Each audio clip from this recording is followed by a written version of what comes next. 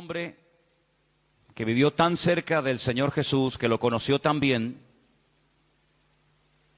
un hombre que estuvo hasta el último momento cuando el Señor era clavado en la cruz. La palabra del Señor nos enseña que este hombre conocía muy bien al Maestro, muy bien. Había estado con él durante 3 años, eran parientes, sabemos.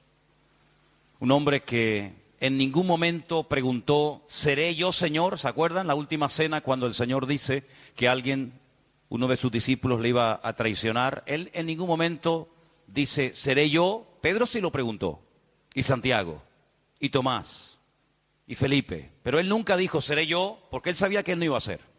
La pregunta de Juan fue diferente. La pregunta de Juan fue, ¿quién es, Señor? Diferente, ¿eh? ¿Quién es, Señor? Y el Señor le mostró quién iba a ser el traidor. Y este hombre fue de los 12 discípulos el que murió, el último, de muerte natural. Sabemos que escribió un precioso evangelio que lleva su nombre, el Evangelio según San Juan. Escribió 3 cartas, primera, segunda y tercera de Juan. Y escribió el famoso libro del Apocalipsis, el último libro del Nuevo Testamento. Pero en primera de Juan leemos cosas muy interesantes que él las dice a creyentes. Y vamos a ver, por ejemplo, la primera. Primera de Juan, capítulo 4, versículo 18, dice el texto, en el amor no hay temor, sino que el perfecto amor echa fuera el temor, porque el temor lleva en sí castigo, de donde el que teme no ha sido perfeccionado en el amor. Es interesante, ¿verdad? Habla del temor. En primera de Juan, capítulo 2, verso 15, dice, no améis al mundo, ni las cosas que están en el mundo.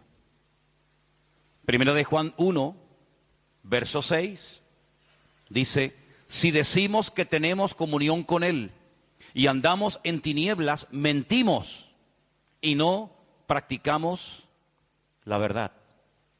Otra cosa muy interesante que Juan dice en esta carta, capítulo 2, versículo 4.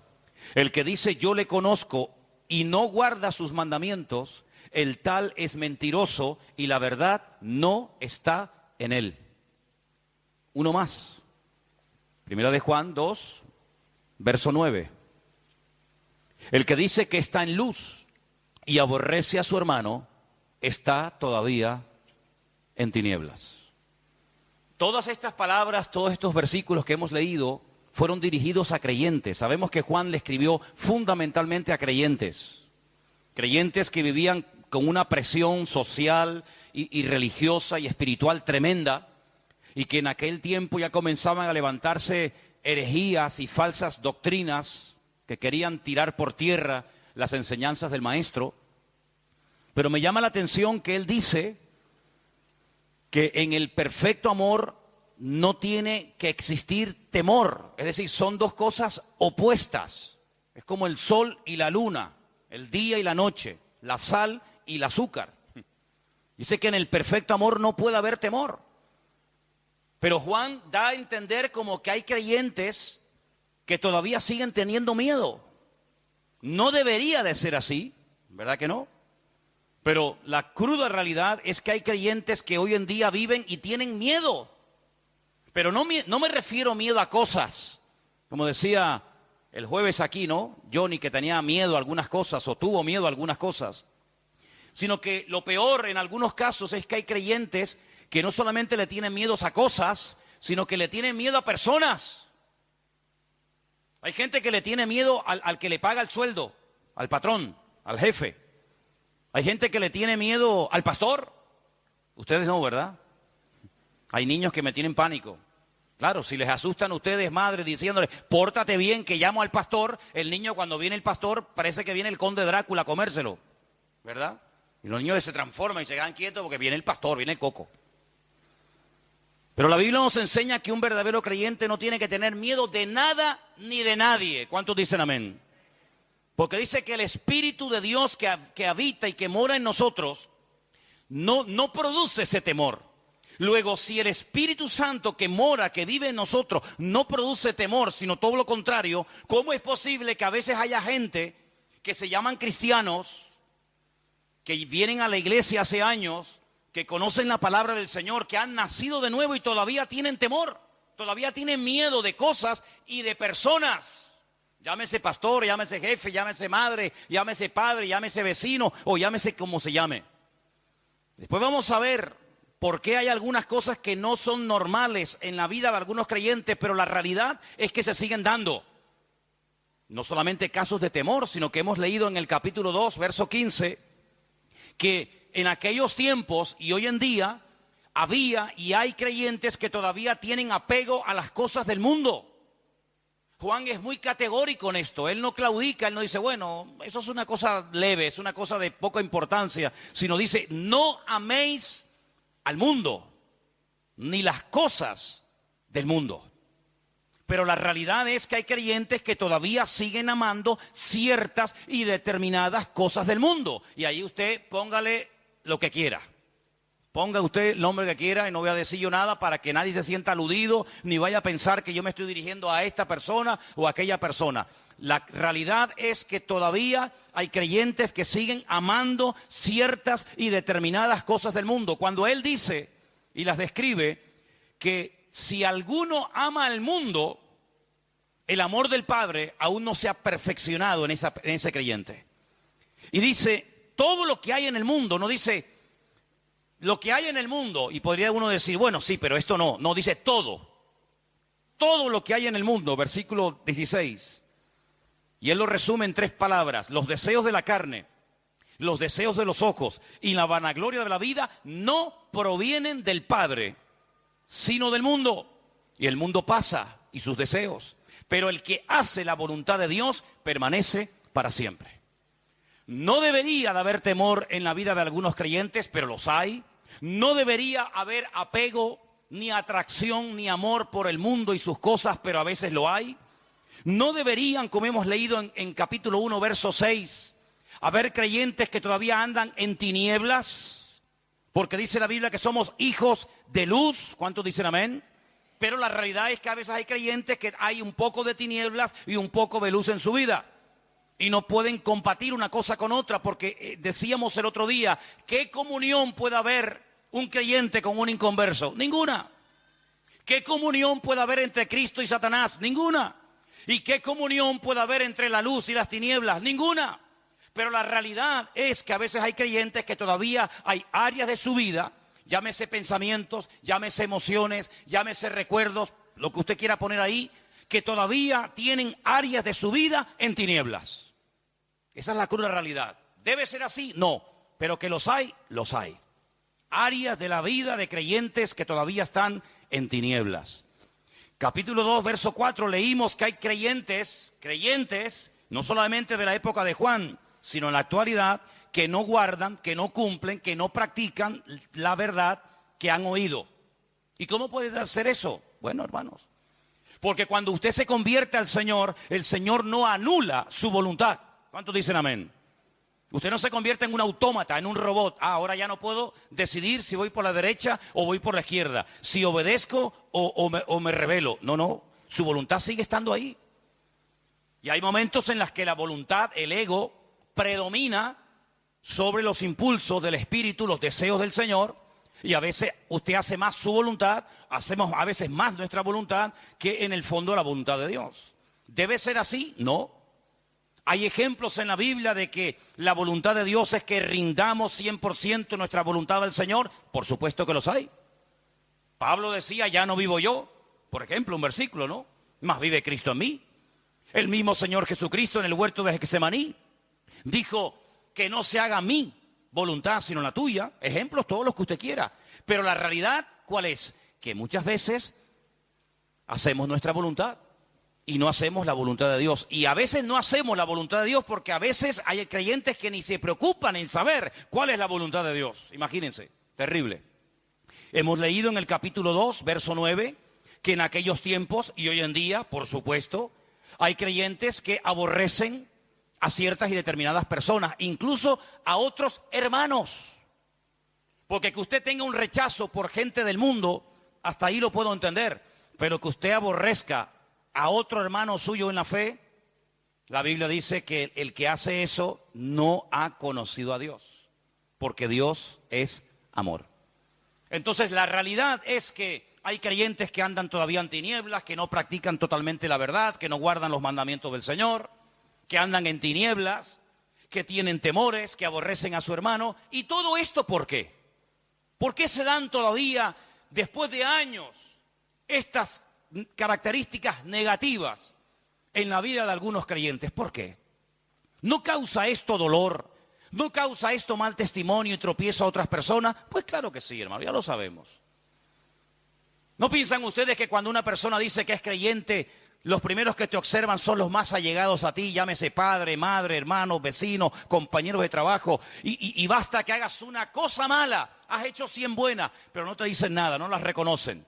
Pero basta que digas una palabra, que hagas algún gesto o que hagas cualquier cosa para enseguida, ¡fum!, se te tiran encima. Eso es lo que te enseñan en la iglesia.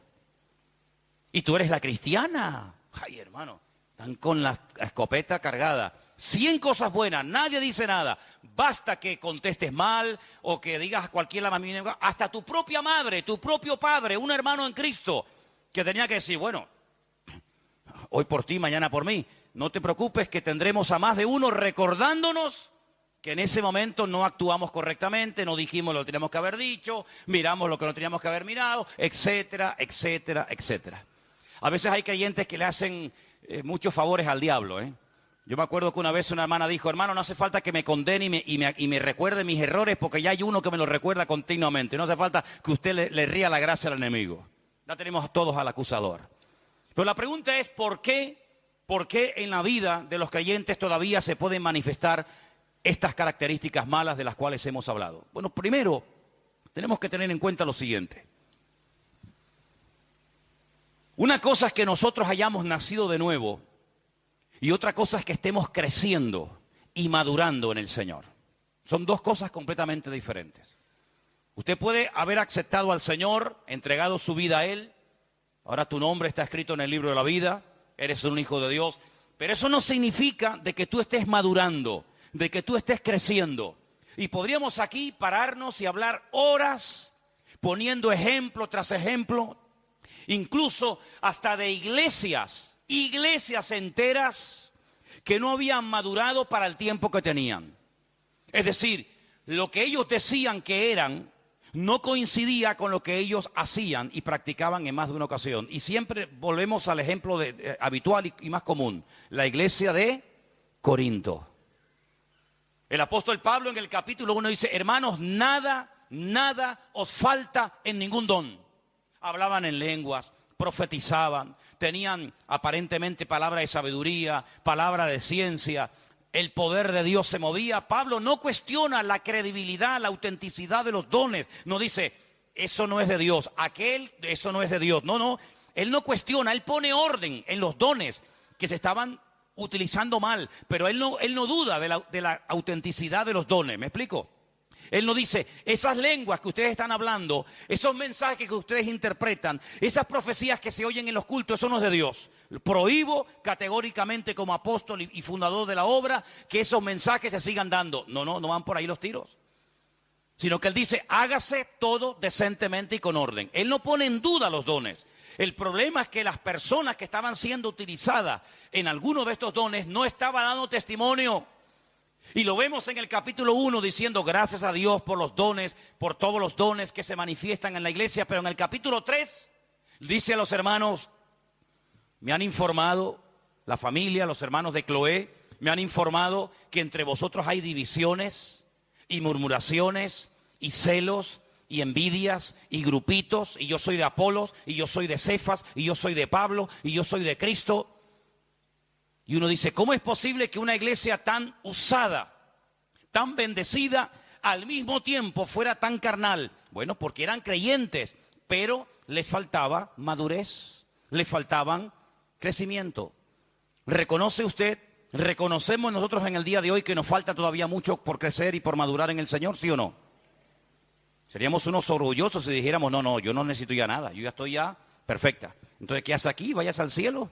antes que la echemos a perder. No se quede aquí, si está tan bien y está tan perfecta, no se quede porque la vamos a echar a perder, hermana y hermano. Si todavía estamos aquí es porque estamos en un proceso de perfeccionamiento y de cambio. Cuando se le escribe la carta a los hebreos, ¿qué le dice el autor? Hermanos, después de tanto tiempo, todavía tenéis necesidad de leche y no de vianda, no de alimento sólido, porque sois carnales, sois niños. Ya teníais que estar dando y no tanto recibiendo. Y él dice, todavía tenemos que estar enseñando los rudimentos, las primeras cositas de la vida cristiana, cuando ya teníamos que ir adelante a la perfección. Luego, el problema de falta de madurez, el problema de falta de crecimiento no es algo nuevo, es algo que siempre ha sido el talón de Aquiles de la iglesia. La gran debilidad del pueblo de Dios ha sido muchas veces que se produce como una especie de divorcio entre lo que creemos y lo que practicamos, entre lo que decimos y lo que vivimos. Ahí está el gran problema de la iglesia en estos últimos 2000 años. Y tenemos que ser honestos y reconocer que muchas veces la iglesia, cuando hablo de la iglesia me refiero al conjunto de todos los creyentes, no hemos sido un botón de muestra ni un punto de referencia al mundo, a los inconversos, sino que a veces nosotros, por nuestra forma de vivir, no tenemos, digamos, autoridad para decir así vive, así habla, así se comporta, así actúa un cristiano. ¿Cuántos dicen amén? Pero no estamos aquí para sentirnos condenados, sino para recapacitar y decir, Señor, perdónanos y ayúdanos para hacer las cosas decentemente y con orden a partir de hoy. ¿Cuántos dicen amén? ¿Sí? Vamos a leer algunos versículos en esta tarde, porque vamos a ver que uno de los problemas que se da muchas veces en los creyentes que no maduran, que no crecen, que cometen siempre los mismos errores, es por un denominador común. Es decir, no importa dónde te encuentres, no importa la iglesia que le estés predicando, no importa el país en el que vivas, la falta de crecimiento, la falta de madurez tiene como una especie de denominador común, da igual dónde estés. Creo que muchas veces el problema radica en que no terminamos de creernos lo que la Biblia dice que somos. Claro, porque han estado toda la vida machacándose, llámese pastor, llámese padre, llámese madre, llámese marido, llámese como se llame. Te han estado machacando toda la vida y no terminas de interiorizar y de creerte lo que la Biblia dice que eres. Y una de las cosas que la Biblia dice que yo soy ahora, no es que seré en el futuro, sino que soy ahora, es más que vencedor. Eso lo dice la Biblia, pero eso no es una promesa para el cielo. Las promesas no son para el cielo, son para la tierra. En el cielo no da falta fe. Son para ahora, para interiorizarlas, para cambiar la forma de hablar, para cambiar mi forma de vivir y para que mi nueva vida en Cristo no esté dominada por la carne, sino esté dominada por los principios del reino y podamos caminar en victoria y con la bendición de Dios. Y la Biblia dice que somos más que vencedores. ¿Cuántos dicen un fuerte amén? Dígaselo a su hermano. Hermanos, somos más que vencedores. Es una promesa nuestra, es una realidad del tiempo presente. Soy más que vencedor en Cristo Jesús. Ahora, he buscado algunos versículos que tienen una palabra en común. Ahora se van a dar cuenta de cuál es. Por ejemplo, vamos a leer en 1 de Juan 5:18. Y vamos a prestar atención porque nos van a leer esos versículos. Repito, 1 de Juan 5, verso 18. Sabemos que todo aquel que ha nacido de Dios no practica el pecado, pues aquel que fue engendrado por Dios le guarda y el maligno no le toca. Eso es una promesa tremenda, eso es una bomba. ¿Cuántos dicen amén? El maligno no le toca. ¿Y cómo entonces es posible que hay creyentes que están todo el día diciendo lo que el diablo le hizo? Porque hay creyentes que a veces cuando los oyes hablar, hablan más del diablo que de Cristo. Es que el diablo me no sé qué, es que el diablo me tentó, es que el diablo me no sé qué, es que el diablo... Yo digo, nosotros así no hablamos. No es de la forma como hablamos los creyentes en el Señor y menos los miembros de Vida Nueva.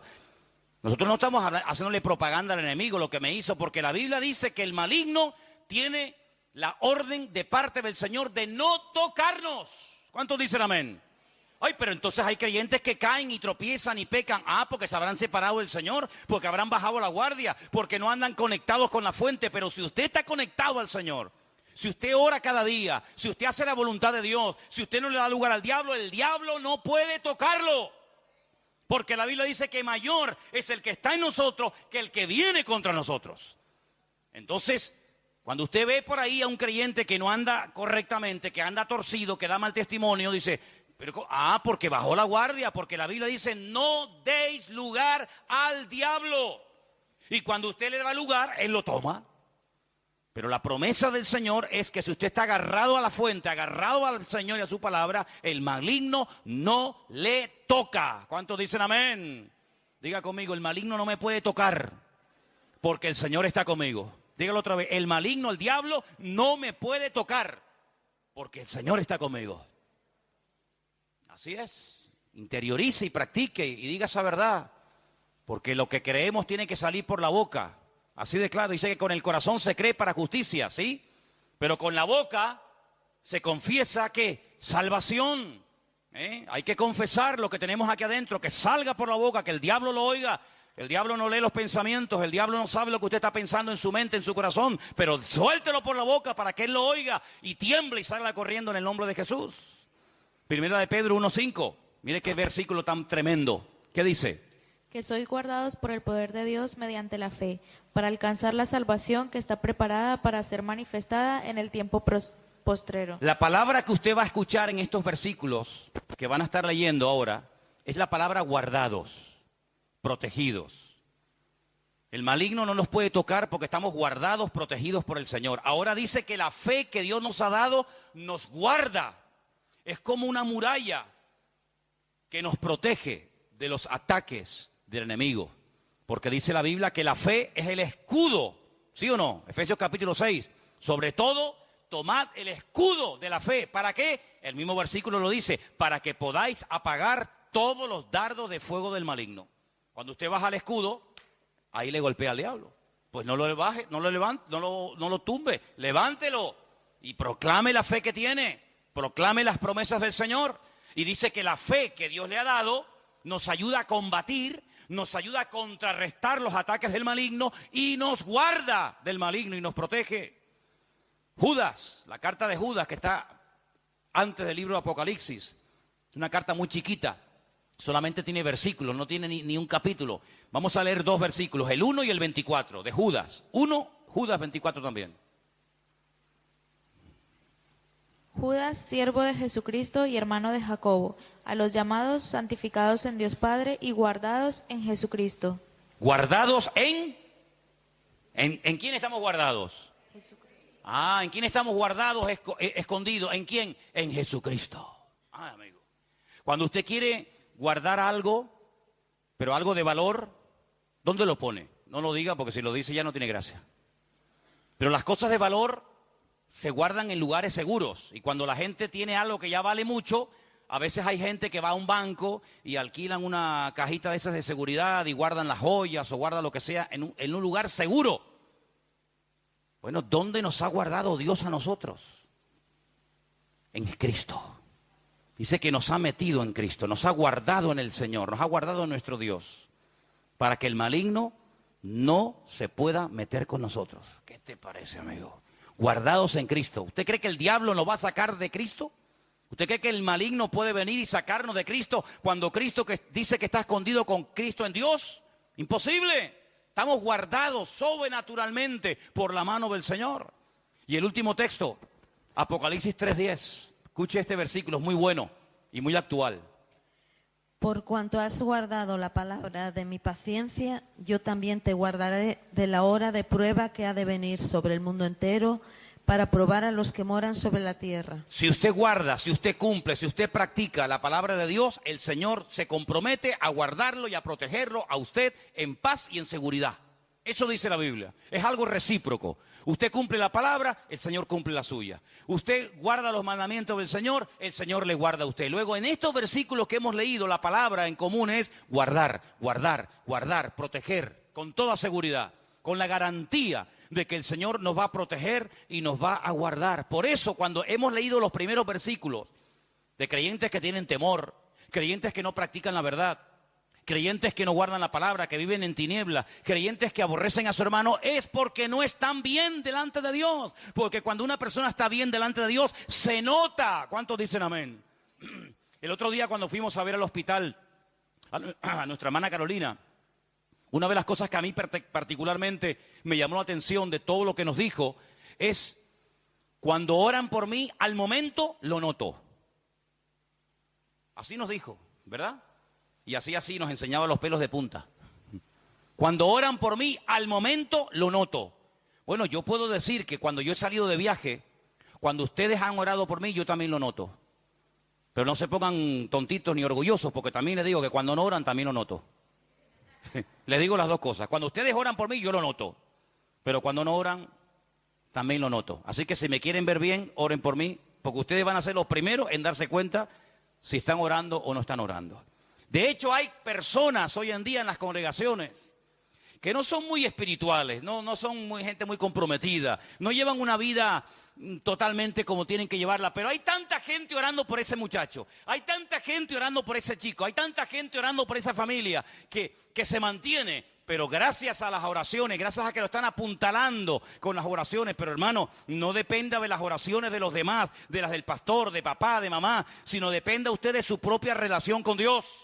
Porque puede ser que un día la persona que ora por ti se olvidó, estaba ocupado o se murió. Pero eso no significa de que tú te vas a caer. ¿Por qué? Porque usted ha aprendido a agarrarse de la mano del Señor. Porque dice una de las promesas más hermosas de la Biblia: yo te sostendré por tu mano derecha de modo que no caigas. Sino que no tienes que tener temor de nada ni de nadie en esta vida. ¿Cuántos dicen amén? Ahora, buscaba un ejemplo en la Biblia de guardar, algo que se guardó con seguridad, algo que se ocultó. Y entonces le dije, Señor, dame un pasaje de la Biblia, porque voy a hablar de cómo tú nos guardas, de cómo tú nos proteges, de cómo el maligno no nos puede tocar, de cómo tenemos una protección sobrenatural. Dame un pasaje, digamos que a través, como yo he dicho muchas veces, ustedes lo saben, a través de lo natural podamos ver la realidad del mundo espiritual. ¿Y saben el pasaje que el Señor me puso en la mente y lo vamos a leer ahora? Le voy a decir dónde está, lo vamos a leer, pero si usted quiere leerlo, está en el libro de Deuteronomio, de Barín, así se llama ese libro del Antiguo Testamento, capítulo 34, versículos 5 y 6. Y tiene que ver con un hombre que todos nosotros lo conocemos, y es nada más y nada menos que Moisés. Escuche ese texto, porque es increíble. Cuando yo lo leía, decía, Señor, ese es el ejemplo perfecto que yo lo voy a utilizar esta tarde para que los hermanos vean que cuando tú guardas, cuando tú ocultas una cosa, nada ni nadie la puede encontrar. Deuteronomio 34, 5 y 6. Lo leemos. Y murió allí Moisés, siervo del Señor, en la tierra de Moab, conforme al dicho del Señor. Y lo enterró en el valle, en la tierra de Moab, enfrente de Bet-peor, y ninguno conoce el lugar de su sepultura hasta hoy. ¿Usted ha escuchado? ¿Usted ha escuchado eso? Mire, cuando murió el hermano de Moisés, subieron 3 personas a la montaña. Porque es curioso notar que hay momentos en los que los patriarcas y los grandes hombres de Dios sabían cuándo iban a morir. El Señor les decía, prepárate que vas a morir. Y ellos reunían a la familia, bendecían a los hijos. Incluso Isaac, cuando sabía que iba a morir, dice que mandó a asar 2 cabritos. Pero ¿quién se puede comer 2 cabritos a punto de morir? Ni vivo me como yo 2 cabritos.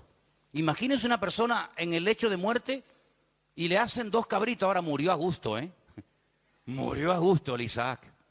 Y él llama a sus hijos, los bendice. Jacob igual, cuando va a morir, dice, vengan para acá, que les voy a declarar lo que va a ocurrir en el futuro, y les profetiza lo que va a ocurrir en el futuro. Cuando el Señor le dice a Moisés, mira, suba a lo alto del monte porque tu hermano Aarón va a morir. Entonces subió Aarón, su hermano, subió Eleazar y subió Moisés. Subieron 3 a la montaña, y cuando le quita las vestiduras sacerdotales a su hermano, se las pone a su hijo. Allí murió Aarón y allí lo enterraron. Ahora, si usted muere en su casa, su cuerpo se queda allí. El que venga a su casa, lo ve a usted allí. Si usted muere en un hospital, el que va al hospital ve que usted murió allí porque el cuerpo está allí. En el caso de Moisés se dio algo muy curioso. Claro, usted dice, pero eso que hemos leído en Deuteronomio 34, ¿lo escribió Moisés antes de morirse? O, por ejemplo, lo escribió Josué una vez que Moisés murió, porque claro, si Moisés va a morir, ¿cómo él escribió, cómo él pudo describir su funeral? Bueno, hay dos opiniones, o que Dios le reveló los detalles a Moisés antes de, y la segunda opinión es que Moisés murió y luego el que terminó el libro de Deuteronomio probablemente haya sido su siervo, su ayudante, que fue Josué. Ahora, el día que murió Moisés no subió acompañado de nadie, como el caso de Aarón. El día que Moisés murió, dice que lo llevó el Señor a la tierra de Moab, lo que sería hoy en día Jordania. Le mostró toda la tierra, le dijo, mírala porque no vas a entrar. Y dice que allí murió Moisés. Ahora, si Moisés subió a lo alto de ese monte y murió allí, si usted media hora más tarde sube, el cuerpo de Moisés, ¿dónde está? Pues donde quedó muerto, ¿sí o no? Sin embargo, dice la Biblia que nunca nadie encontró el cuerpo de Moisés. Y uno dice, pero ¿qué pasó? ¿Será que la arena del desierto lo tapó? Bueno, pues escarbe y el cuerpo está allí. ¿Por qué nadie encontró ni en aquellos tiempos, ni siglos más tarde, ningún hueso, ningún rastro del cuerpo de Moisés? Bueno, lo hemos leído. ¿Qué dice el texto? Porque el Señor, ¿qué dice? Lo enterró y nadie sabe dónde Dios lo enterró. Es decir, Dios lo ocultó de tal manera que aunque subiera todo el pueblo de Israel escarbando por todo el monte, nunca lo iban a encontrar, porque Dios lo que oculta y lo que entierra, nadie lo encuentra. ¿Cuántos dicen amén? Es como esa expresión que encontramos en Apocalipsis, que dice que puerta que Dios abre, nadie la puede cerrar. Y puerta que Dios cierra, no te empeñes, porque tú no la vas a abrir, ni tú ni 20 como tú. Luego, si Dios enterró a Moisés, ni el diablo, ni todo el pueblo supo nunca dónde Dios lo enterró. Ese es el ejemplo que yo quiero retomar y volver a los textos donde sale la palabra guardados en Cristo, protegidos por Cristo, para que ustedes se den cuenta que si un cuerpo muerto, escúcheme bien esto, si un cuerpo muerto no fueron capaces de encontrarlo, cuánto más usted que está vivo, que ha nacido de nuevo, que está guardado y escondido en Cristo, cuánto más el Señor nos protegerá de los ataques del diablo. ¿Cuántos dicen un fuerte amén? Y denle un aplauso ahora y dígale gracias, Señor, porque ahora entiendo que estoy protegido por la mano de mi Dios. Amén. Estoy protegido por la mano del Señor. Ahora, eso no significa de que el diablo no va a intentar tentarte. Cuidado. Eso no significa de que el diablo no va a intentar meterse contigo, desanimarte, robarte el gozo, robarte la paz, robarte la victoria. Él lo va a intentar. Ese es su trabajo. Pero tú también vas a intentar. Y tú también vas a hacer tu trabajo. ¿Cuál es?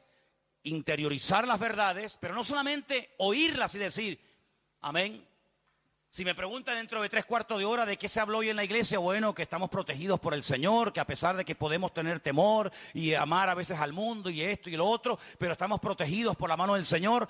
No, pero yo no quiero solamente que usted lo oiga, que diga amén y que de vez en cuando dé un aplauso y esté de acuerdo con la palabra. Eso está bien, pero ahora tú tienes que vivir, aplicar estas grandes verdades. Porque ahora llegará el momento, y yo te digo algo, hermano, y ustedes lo han podido comprobar seguramente ya. Cada vez que usted escucha un mensaje, de lo que sea, del amor, del perdón, de olvidar el pasado, de poner en práctica una palabra, si usted escucha un mensaje del tema que sea, tarde o temprano, a lo mejor durante la misma semana o a lo mejor ese mismo día, llegará el momento cuando se te presentará la oportunidad para poner en práctica lo que tú acabas de decir amén en la iglesia, o simplemente fue un mensaje que tú aprendiste, pero no viviste. El enemigo, hermanos, es tremendamente astuto. Y cuando usted está en la iglesia, el diablo está ahí. Pero durante la semana, que la semana es muy larga, y hay muchas historias, y la vida da muchas vueltas. Si no, el pastor ayer habló de que estamos guardados en Cristo, de que si estamos conectados al Señor y practicamos la verdad, y la interiorizamos y la confesamos, el maligno no me puede tentar. Ahora viene el maligno y te trae al hombre más hermoso y encantador de la tierra. Alto. No sé si eso te lo gustan a ti los rubios, los morenos, ya ponle tú. Con dinero, con un buen coche, cariñoso, Si tienes un hijo, una hija, va a ser el más cariñoso con ese niño, aunque después no le importa un pepino, pero ay, qué niño más hermoso. Después le va a molestar hasta cuando el niño dice, ah, pero ahora es hermoso. Ahora llega el momento de la verdad. Ahora llega el momento de decir, a ver si es verdad que el Señor me protege y me cuida. Claro que es verdad, pero de la verdad oída a la verdad